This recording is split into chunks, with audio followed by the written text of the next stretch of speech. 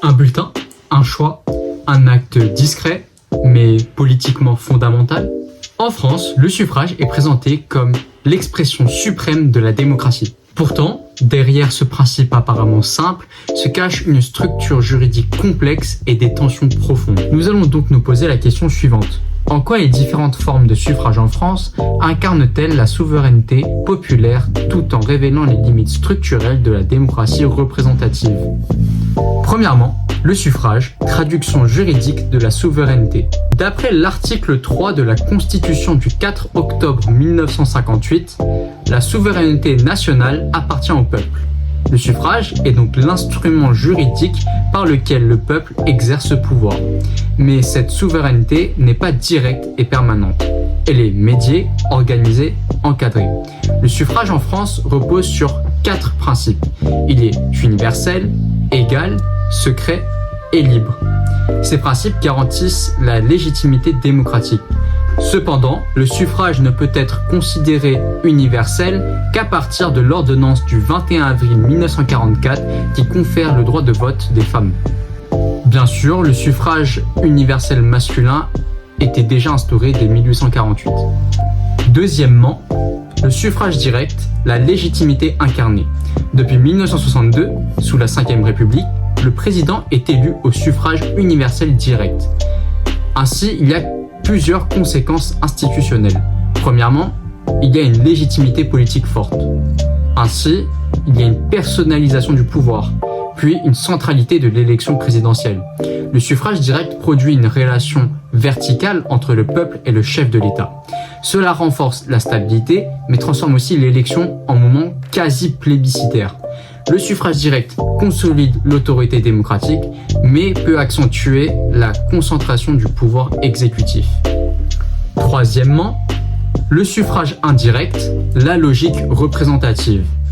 Les sénateurs du Sénat sont élus au suffrage universel indirect. Ce sont des grands électeurs, majoritairement des élus locaux, qui votent. Ainsi, il y a une représentation des territoires qui assure la continuité institutionnelle et limite les effets conjoncturels. Ce modèle illustre la logique de la démocratie représentative qui est théorisée par Bernard Manin. Le peuple ne gouverne pas directement, il choisit ceux qui gouverneront. Le suffrage indirect rappelle que la souveraineté populaire s'exerce par délégation. Quatrièmement, l'égalité formelle et l'égalité réelle. Le principe « un citoyen équivaut à une voix » garantit l'égalité juridique. Mais dans les faits, on constate des inégalités sociales de participation, des différences d'accès à l'information ainsi que plusieurs influences médiatiques. L'égalité du suffrage est formelle, mais pas nécessairement substantielle. Cela pose une question essentielle. Tous les citoyens ont-ils réellement le même poids politique? Cinquièmement, les limites structurelles du suffrage. Premier point, l'abstention. L'augmentation constante de l'abstention interroge la vitalité démocratique.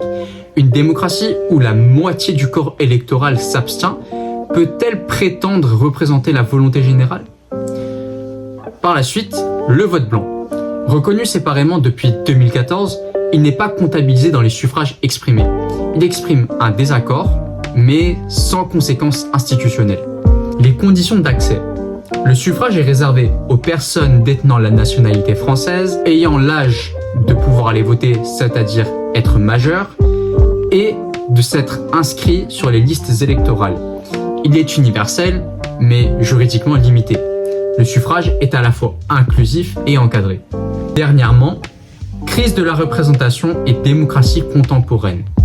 Des penseurs comme Pierre Rosanvallon parlent d'âge de la défiance.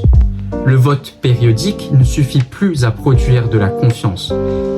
Ainsi, on constate l'apparition de conventions citoyennes, référendums, pétitions numériques, débats participatifs. Ces formes cherchent à compléter le suffrage. Le suffrage reste central, mais il est défié par de nouvelles attentes démocratiques. Le suffrage en France repose sur des principes fondamentaux et universels.